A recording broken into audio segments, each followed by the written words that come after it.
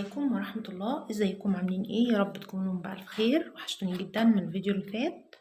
اتمنى لو اول مرة بتشوفوا القناة ياريت تشتركوا في القناة وتضغطوا على زر اللايك عشان يوصلكم كل جديد بينزل على القناة.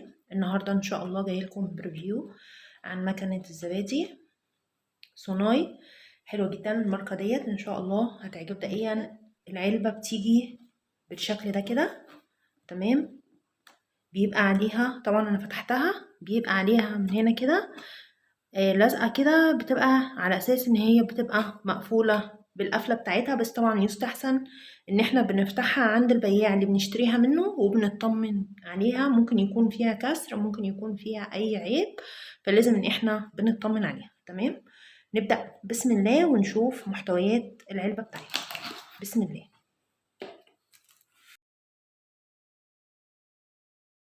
طبعا العلبة بتجيلي بالشكل ده كده. طبعا هي بسم الله ما شاء الله معايا 8 كوبايات، 8 كوبايات ازاز. طبعا نوعيتها ازاز معايا كده، تمام.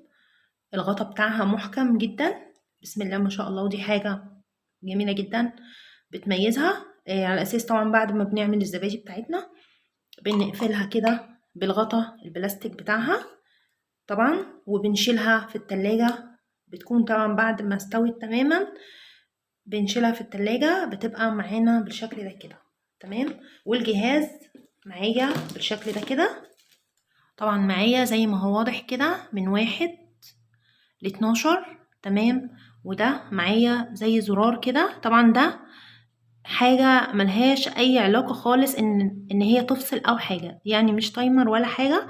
لا، ده كل ما هنالك ان احنا مثلا بنظبط عليه، بنظبط مثلا حاطين الزبادي من الساعة 1، بنظبط عليها من الساعة 1، بنشوف الزبادي بتاعتنا مثلا لو هنقعدها 4 ساعات، فبالتالي بعديها ب4 ساعات، 5 ساعات، 6 ساعات، 7 ساعات، 8 ساعات. طبعا هما مدينا، هنشوف معانا في الكتالوج بتاعها بتقعد قد ايه، تمام. المهم هنا معانا من 1 ل 12، تمام. على اساس ان هي بنشوف الوقت بتاعنا ان هي بتجمد فيها الزبادي، تمام. طبعا دي عبارة عن بلاستيك، الجهاز ده عبارة عن بلاستيك وكوبايات ازاز. بتاعها كمان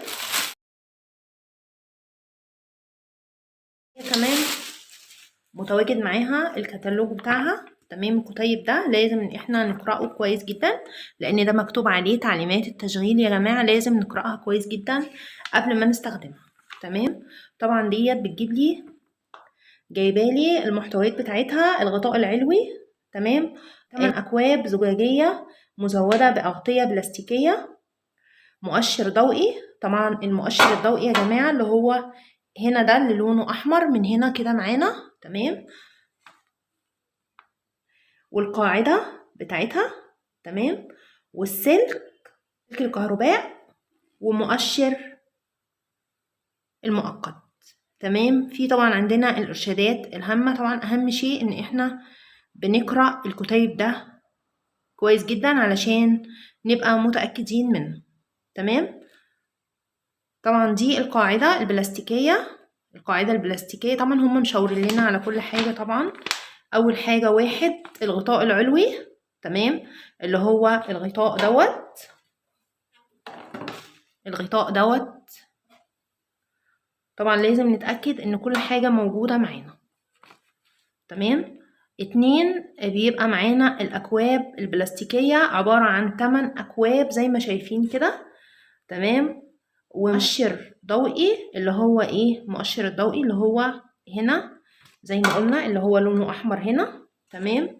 وقاعدة، القاعدة اللي هي ايه، اللي هي معانا اللي بيتقال عليها المكنة نفسها، تمام، اللي بتخلينا الزبادي تتعامل معانا، تمام.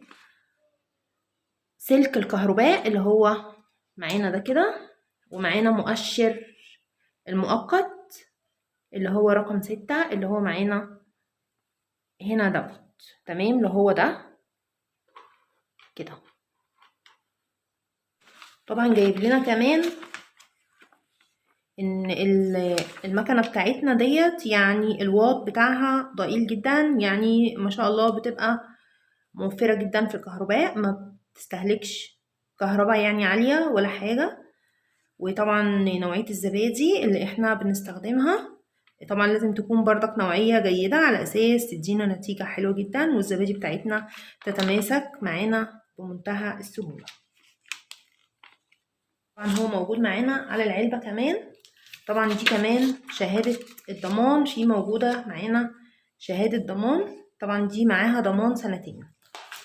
تمام، مكتوب عليها ضمان 2 سنين. تمام، هنا ضمان 2 سنين. الواط بتاعها يا جماعة 10 واط. تمام، وحجم الكوبايات 125 مللي. تمام، هي ما شاء الله جميلة جدا، وبإذن الله هعمل لكم ريفيو برضك عن الزبادي فيها ان شاء الله واقول لكم على النتيجة بتاعتها. بس هي مبدئيا بسم الله ما شاء الله جميلة جدا.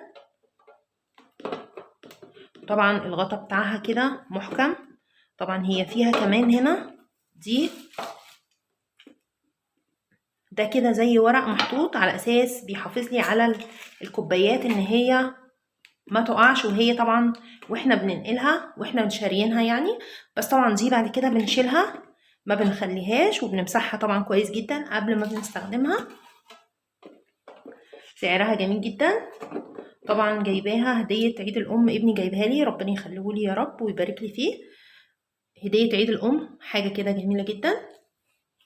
اتمنى لو الفيديو عجبكم والريفيو عجبكم ما تنسوش لايك للفيديو وسبسكرايب لو مش مشتركين في القناة، وتفعيل زر التنبيهات عشان يوصلكم كل جديد بنزله على القناة. والسلام عليكم ورحمة الله وبركاته.